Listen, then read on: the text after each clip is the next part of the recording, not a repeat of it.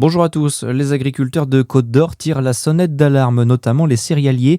Dans un communiqué paru cette semaine, la FDSEA et les jeunes agriculteurs du département alertent sur une campagne 2025 qui a aggravé les perspectives de 2026, notamment avec la multiplication des contraintes administratives, l'augmentation des charges d'exploitation, le contexte géopolitique instable et un prix de vente en chute libre depuis un an inférieur au coût de production.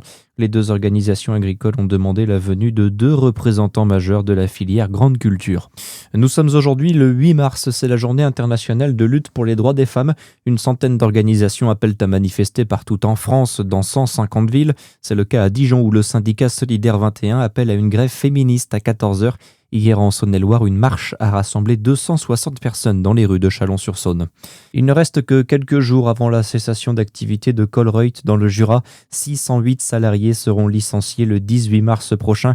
Ils travaillaient notamment sur les sites de Rochefort-sur-Nénon et Choisey.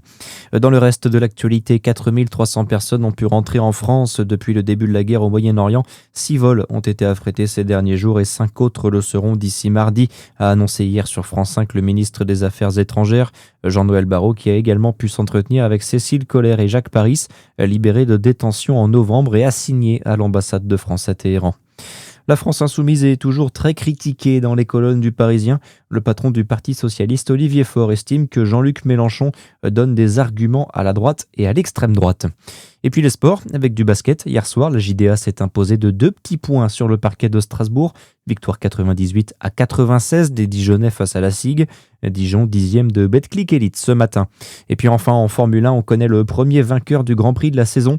Le GP de Melbourne s'est déroulé tôt ce matin et Mercedes signe un doublé avec la victoire de George Russell devant Kimi Antonelli. Le premier français, Pierre Gasly, a terminé 10e. Très bonne journée à tous sur Fréquence Plus.